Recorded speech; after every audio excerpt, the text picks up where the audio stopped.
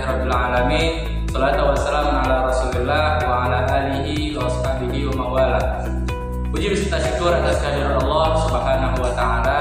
Selawat dan mahkotkan salam selalu terlimpahkan pada pangkuan alam Nabi Muhammad sallallahu alaihi wasallam. Penghormatan kami kepada Bapak Dr. Amiruddin SPD MA dan penghormatan kami kepada Bapak Agam Syah Palevi MPD selaku dosen pengganti pada mata kuliah Sejarah Pendidikan Islam ini. Sebelumnya, izinkan kami daripada kelompok 4 memperkenalkan diri terlebih dahulu. Nama saya Muhammad Rizky. Nama saya Aisyah. Nama saya Trisna Libriana. Dan pada kesempatan kali ini, kami daripada kelompok 4 ingin mereview makalah daripada kelompok 10. Baiklah, saya perwakilan daripada kelompok 4 ingin mereview makalah kelompok 10 dengan judul Pendidikan Islam Pertama di Nusantara ataupun di Indonesia. Membahas mengenai pendidikan Islam pertama di Nusantara sudah pasti menu utama yang sangat berkaitan ialah tentang kepesantrenan. Pada abad ke-15 sampai dengan abad ke-16, perkembangan Islam di Nusantara khususnya di tanah Jawa itu sangatlah berkembang dengan pesat. Mengikuti era kejayaan Islam pada saat itu, begitulah pendidikan Islam yang ada di tanah air kita tercinta ini. Namun, menurut kajian yang ada, pendidikan Islam di tanah Aceh tidak terkaji ataupun tidak terlalu sorot, minim akan perhatian daripada pemerintahan pada saat itu.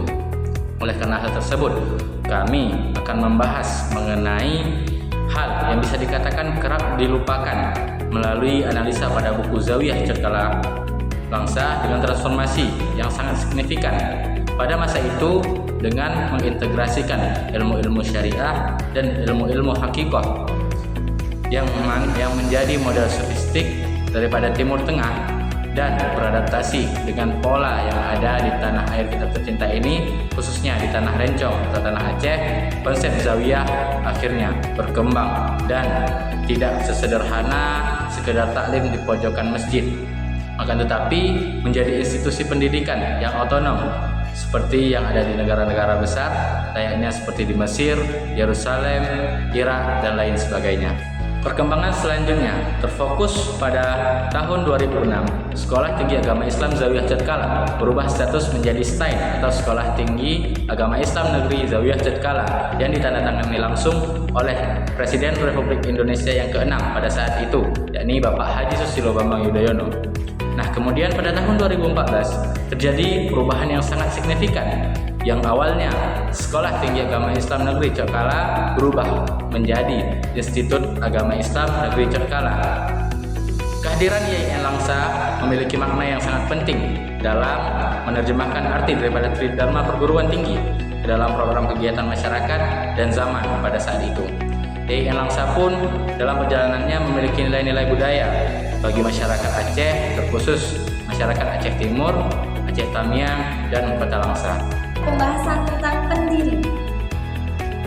Cikal bakal Institut Agama Islam Negeri Langsa dahulu bernama Zawiyah Cekala Langsa, didirikan pada tahun 1980. Nama Zawiyah Cekala tersebut diambil dari nama lembaga pendidikan tinggi yang terbesar dan tertua di Asia Tenggara, yang terletak di Bayan, Aceh Timur, abad ke-4 Hijriah.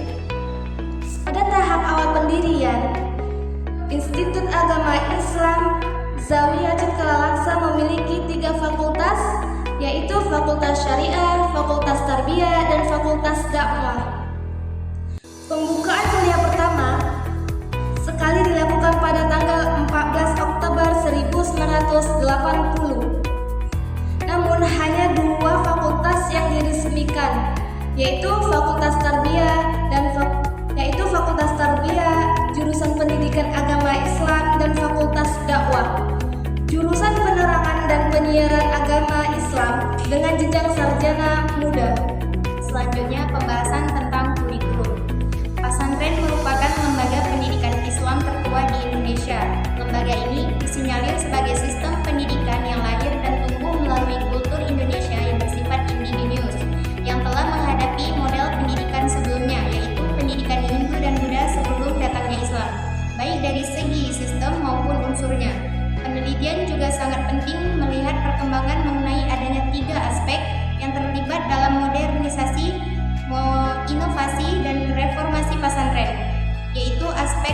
kode, isi, dan manajemen.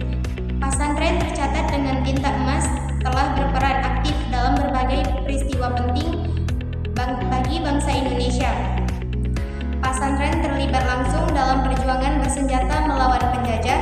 Berdirinya Negara Kesatuan Republik Indonesia tidak bisa dilepas dari peran para pejuang dari kalangan kaum santri.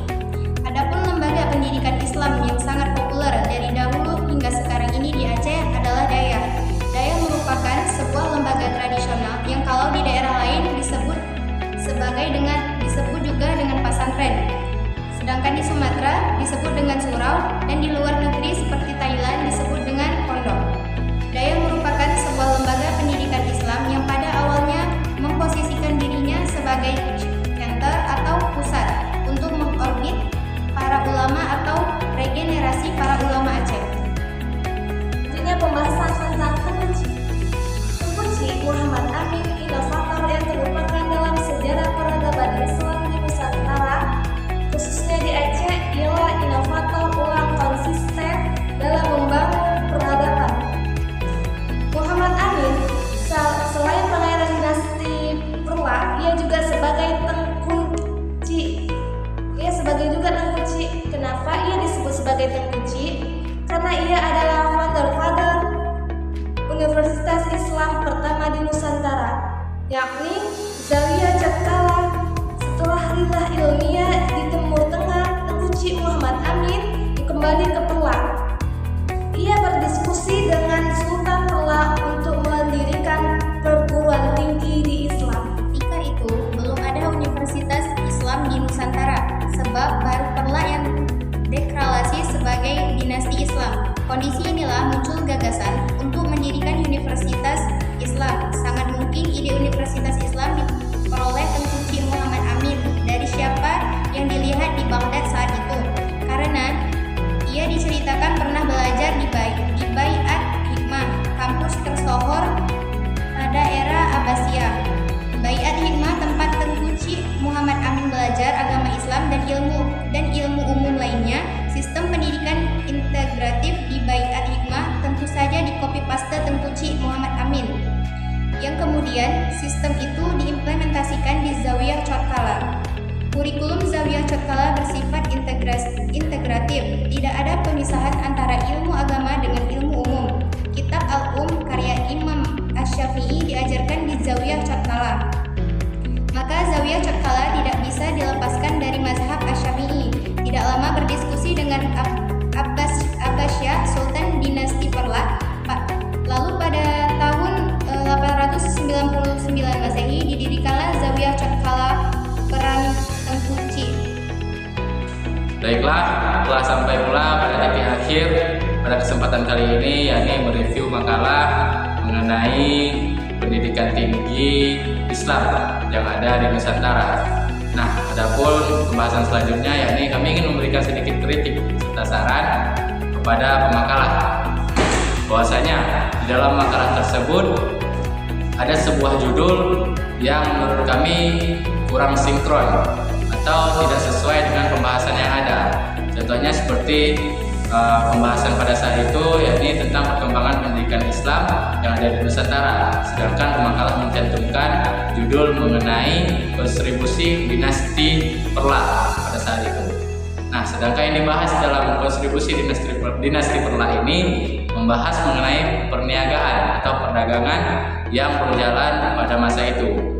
Nah, sedangkan dalam makalah judul lainnya membahas mengenai pendidikan serta perkembangannya yang ada di Nusantara. Sedikit saran kepada pemakalah, alangkah baiknya bagi pemakalah mengenai pendidikan tinggi Islam pertama kali di Indonesia ini mencantumkan materi mengenai perkembangan pendidikan Islam pada masa tersebut di Nusantara, khususnya Tanah Rencong ini.